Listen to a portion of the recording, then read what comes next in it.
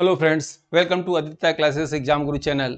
आइए आज हम लोग क्या करते हैं, छठवां नंबर की क्लास देखते हैं। इसके पहले 5 क्लास चल चुका है, आप देखे भी होंगे, आपको समझ में आ रहा होगा। और विधायिका का ये दूसरा भाग है। तो जैसा कि आपको बताया गया था कि सरकार के 3 अंग के अंतर्गत कार्यपालिका, विधायिका और न्यायपालिका, तो इसकी क्लास हम लोग ले चुके हैं। ठीक है, इसके पहले की क्लास में संसद वाली क्लास ले चुके हैं, आपको मालूम है। और आज की क्लास में राज्यसभा और लोकसभा संबंधित महत्वपूर्ण बातों को जानेंगे। उसके बाद राज्य की विधानमंडल, उसके बाद एक वीडियो आप आएगा न्यायपालिका का, और ये आपका चैप्टर समाप्त होगा। इसके बाद कृषि और क्रम से बिल्कुल दिया जाएगा, तो उसको देखिएगा आप सब। ठीक है, आइए देखते हैं। इंग्लिश मीडियम वाले इसको स्क्रीनशॉट ले लीजिए ताकि समझ में आ जाए। और हम लोग इस क्लास को लेने जा रहे हैं। इस क्लास के अंतर्गत हम लोग क्या क्या क्लास लेंगे, देखिएगा। एक तो राज्यसभा के विषय में पढ़ेंगे, लोकसभा के संबंधित सभी बातें जो एग्जाम में पूछी जाती हैं वो जानेंगे, लोकसभा अध्यक्ष और उसके बाद लोकसभा अध्यक्ष के कार्य जो है इसमें हम लोग पढ़ने जा रहे हैं। ठीक है, तो आइए देखते हैं राज्यसभा। राज्यसभा वर्तमान में राज्यसभा के सभापति उपराष्ट्रपति, यानी याद रखिएगा उपराष्ट्रपति ही राज्यसभा के सभापति होते हैं। और वो वेतन सभापति के रूप में लेते हैं, उपराष्ट्रपति के रूप में नहीं लेते हैं। ठीक है, सभापति 14वें क्रम के, क्रम भी याद रखिएगा 14वें क्रम के, क्योंकि 15वें क्रम के भारत के राष्ट्रपति और भारत के प्रधानमंत्री 15वें क्रम के। लोकसभा सत्र चल रहा है 17वें क्रम के, याद रखिएगा। और मुख्य चुनाव आयुक्त और आरबीआई के गवर्नर 25वें क्रम के, और जो है सुप्रीम कोर्ट के मुख्य न्यायाधीश 50वें क्रम के। ये क्रम आप जरूर याद रखिएगा। तो 14वें क्रम के श्री जगदीप धनखड़ हैं और उपसभापति श्री हरिवंश नारायण सिंह हैं। ठीक है, दूसरा पॉइंट में दिया गया है कि राज्यसभा को द्वितीय सदन, राज्यसभा को द्वितीय सदन, राज्यों का सदन, कमजोर सदन, अस्थायी सदन भी कहा जाता है। तीसरा पॉइंट है, राज्यसभा को राष्ट्रपति द्वारा भंग नहीं किया जा सकता, क्योंकि ये अस्थायी सदन है। आप यहाँ देखे भी हैं, लिखे भी हैं। राज्यसभा का निर्वाचन अप्रत्यक्ष रूप से, राज्यसभा का निर्वाचन अप्रत्यक्ष रूप से राज्यों के विधायकों यानी एमएलए द्वारा किया जाता है। और ये फिक्स नहीं है कि एक राज्यसभा सदस्य के लिए कितने विधायक वोट करेंगे तो वो बनेंगे।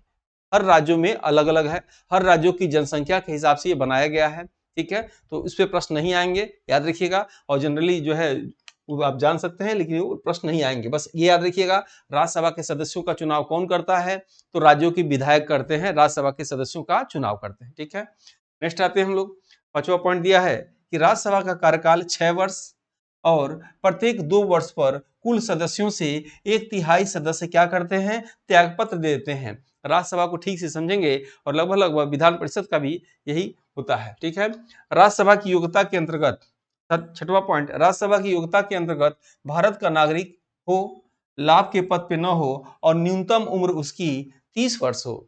7वां पॉइंट, राज्यसभा में एससी एसटी सीट का कोई आरक्षण नहीं है। इंपॉर्टेंट पॉइंट याद रखिएगा।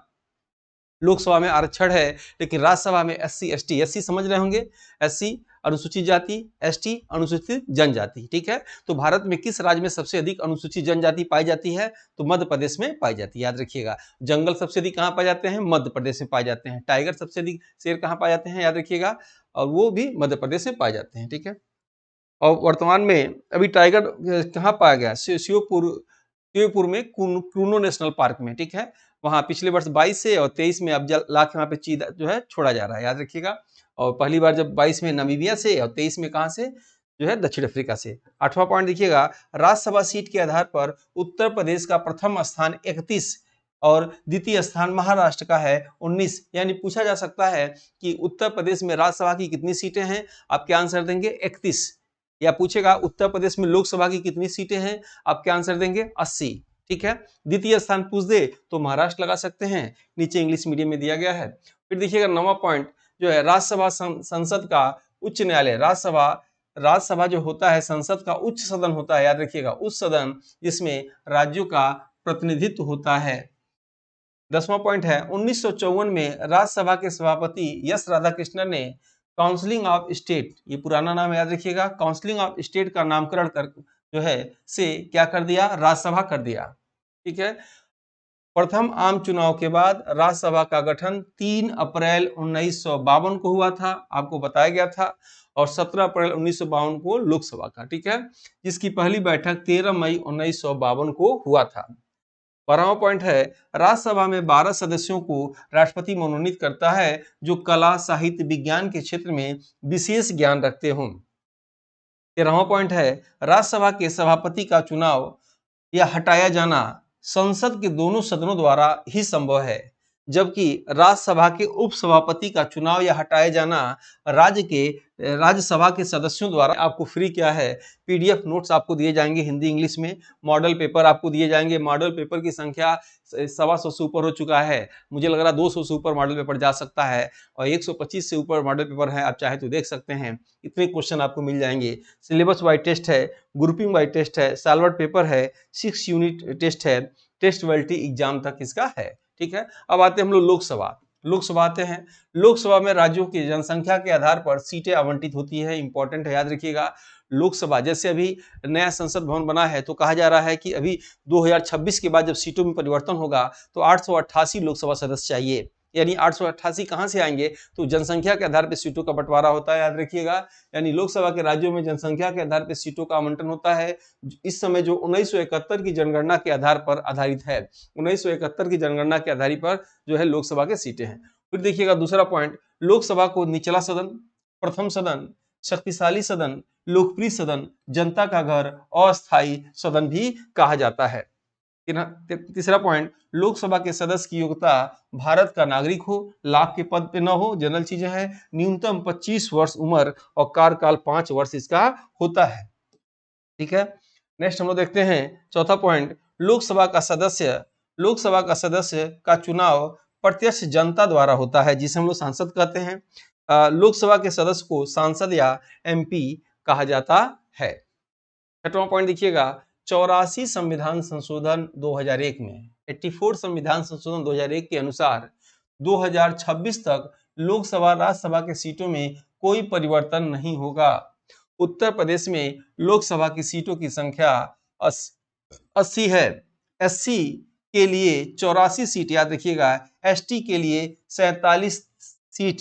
ठीक है, एससी के लिए, अनुसूचित जाति के लिए 84 सीट, अनुसूचित जनजाति के लिए 47 सीट अनुच्छेद 330 के अनुसार लोकसभा में आरक्षित है। वही राज्यसभा की बात करें तो राज्यसभा में कोई सीट आरक्षित नहीं है। ठीक है, नेक्स्ट देखते हैं 8वां पॉइंट, लोकसभा सीटों के आधार पर उत्तर प्रदेश का प्रथम स्थान 80 और द्वितीय स्थान महाराष्ट्र का 48 सीट है। याद रखिएगा, पहला दूसरा याद करेंगे, आपके एग्जाम में काम चल जाएगा।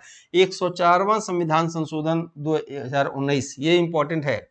104 संविधान 2019 के अंतर्गत अनुच्छेद 334 में संशोधन करके लोकसभा और विधानसभाओं में एंग्लो इंडियन प्रतिनिधित्व, यानी 2 सदस्य जो राष्ट्रपति द्वारा लोकसभा में मनोनीत होते हैं के संबंध को, नियम को 25 जनवरी 2020 को समाप्त कर दिया गया। याद रखिएगा, 25 जनवरी 2020 को यह एंग्लो इंडियन समुदाय का जो है मनोनीत होते थे उनको समाप्त कर दिया गया।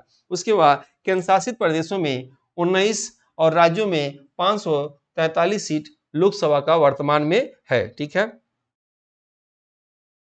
लोकसभा का वर्तमान में सीट कुल कितना है, 543, याद रखिएगा। ठीक है, इस 543 में 19 सीट कहां से आता है, तो केंद्र शासित प्रदेशों से आता है। बाकी जो सीट बचेगा वो कहां से आता है, राज्यों से आता है। ठीक है, इसका सीट चार्ट बनाया गया था, देखे होंगे, इंपॉर्टेंट है, एग्जाम में आ सकता है। ऐसे देखिएगा, लोकसभा का कार्यकाल 6 वर्ष, यानी 42वें संविधान संशोधन में जो है 1976 में हुआ था। यानी कहा जा सकता है कि लोकसभा का कार्यकाल जो है 5 वर्ष है। तो 6 वर्ष कब हुआ था, तो 6 वर्ष हुआ था 42वें 1842 संविधान संशोधन 1976 में हुआ था, जो पुनः 5 वर्ष के लिए 44वें संविधान संशोधन में 1978 में कर दिया गया।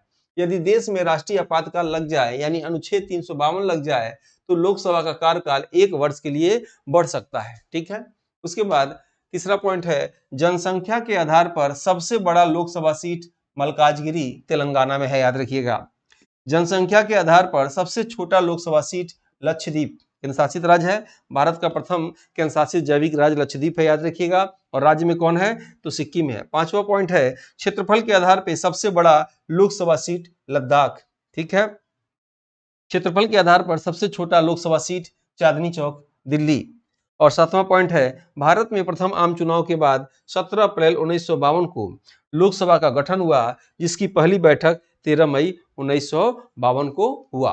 ठीक है, नेक्स्ट आते हैं हम लोग लोकसभा अध्यक्ष के विषय में, एग्जाम है आ सकता है। लोकसभा अध्यक्ष वर्तमान में 17वीं लोकसभा चल रही है, जिसके 17वें लोकसभा अध्यक्ष ओम बिरला हैं, कोटा के हैं। कोटा राजस्थान के, कोटा को जो है कोचिंग का काशी कहा जाता है। उसके बाद देखिएगा दूसरा, लोकसभा के पिता या प्रथम लोकसभा अध्यक्ष जीवी मालवंकर, जिनके विरुद्ध 1954 में लोकसभा में अविश्वास प्रस्ताव लाया गया किंतु पास नहीं हो सका। ये प्रथम व्यक्ति थे जिनकी लाया गया आजादी के बाद। उसके बाद देखिएगा ये लोकसभा अध्यक्ष पद इंग्लैंड से लिया गया, जिनके लिए न्यूनतम उम्र 25 वर्ष, कार्यकाल जो है 5 वर्ष होता है।